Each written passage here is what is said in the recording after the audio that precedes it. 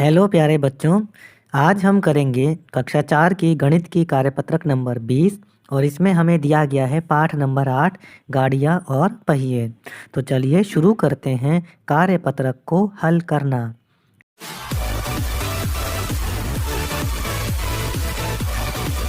प्रश्न नंबर 1। हरिया ने अपनी गाय को एक घास के मैदान में चरने के लिए एक खंबे से बांधा। 4 दिन बाद उसने देखा कि गाय ने खंबे के आसपास की अधिकतर घास खा ली है और वहाँ एक आकृति बन गई है और हमें इस आकृति का नाम बताना है। तो बच्चों, हरिया ने अपनी गाय को एक खेत में बांध दिया, रस्सी से बांध दिया मैदान में, और गाय जो है ना उस रस्सी के सहारे जितना भी आसपास की जगह पर घास खा सकती थी वो उसने खा ली और वहाँ पर आकृति बन गई है। तो ये जो आकृति बनी है इसको हम कहते हैं वृत्त। प्रश्न नंबर 2। एक कागज का गोला या वृत्त काट लें। अब इसको बीच में से नीचे दिखाए अनुसार मोड़ लें। आपको इस तरीके से चरण दे रखे हैं 1 2 3 4 5, इस तरीके से आपको करना है। इस वृत्त को दोबारा खोलें और वृत्त के अलग अलग भागों को इसमें पहचानें। वृत्त के भागों को पहचानना है और खाली स्थान भरना है। पहला देखिए, वृत्त के मध्य भाग को केंद्र कहते हैं। जो ये बिंदु है इसको केंद्र कहा जाता है। दूसरा, केंद्र और परिधि के बीच की लंबाई को अर्धव्यास कहते हैं। केंद्र से परिधि तक के बीच की जो दूरी होती है उसको हम नाप के निकालते हैं तो वह अर्धव्यास कहलाता है। तीसरा, अर्धव्यास का दुगुना वृत्त का व्यास कहलाता है और अर्धव्यास का जो दुगुना होगा वह उस वृत्त का व्यास कहलाएगा।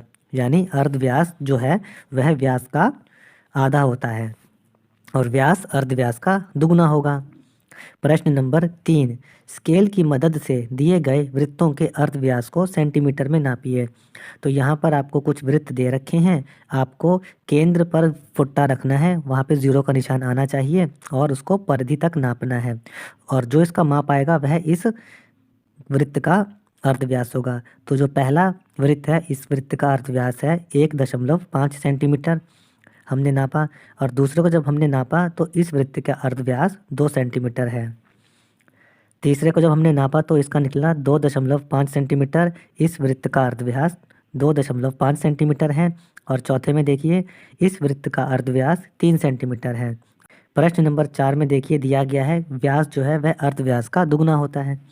अब इस तरफ आपको क्या करना है, दिए गए व्यास से अर्धव्यास निकालना है। व्यास दिए गए हैं, आपको उनको आधा कर देना है तो आपको अर्धव्यास मिल जाएंगे। जैसे 32 सेंटीमीटर है तो अर्धव्यास होगा 16 सेंटीमीटर, 40 सेंटीमीटर है तो अर्धव्यास होगा 20 सेंटीमीटर, व्यास अगर 28 सेंटीमीटर है तो अर्धव्यास होगा 14 सेंटीमीटर, व्यास 56 सेंटीमीटर है तो अर्धव्यास होगा 28 सेंटीमीटर। और दूसरी तरफ आपको अर्धव्यास दे रखे हैं, उनसे व्यास निकालना है। तो अर्धव्यास को दुगुना कर देना है। पहला 12 सेंटीमीटर अर्धव्यास है तो व्यास मिलेगा 24 सेंटीमीटर। 24 सेंटीमीटर अर्धव्यास से व्यास मिलेगा 48 सेंटीमीटर। अर्धव्यास 9 सेंटीमीटर है तो व्यास होगा 18 सेंटीमीटर। और अगर अर्धव्यास 3 सेंटीमीटर है तो व्यास होगा 60 सेंटीमीटर। प्रश्न नंबर 5। निम्न वाक्यों के लिए सही या गलत लिखिए। अब कुछ वाक्य दे रखे हैं, आपको सही या गलत लिखना है। पहला, व्यास दुगुना होता है किसी भी वृत्त के अर्धव्यास का। यह वाक्य सही है। दूसरा, किसी एक वृत्त के अलग अलग व्यास की लंबाई अलग होती है। यह वाक्य गलत है क्योंकि अगर कोई वृत्त है उसमें जितने भी व्यास आप नापेंगे वो सब भी एक लंबाई के निकलेंगे। तीसरा, वृत्त का बिल्कुल मध्य भाग इसका केंद्र होता है। सही है। चौथा, केंद्र से परिधि के बीच की लंबाई अर्धव्यास कहलाती है। यह वाक्य भी सही है। प्रश्न नंबर 6 देखिए, एक कंपास की सहायता से दिए गए अर्धव्यास की लंबाई के वृत्त बनाइए। अब आपको कंपास लेना है, कंपास को हम प्रकार कहते हैं। और देखिए किस तरीके से इसमें आपको एक कंपास से वृत्त बनाना सिखाया गया है।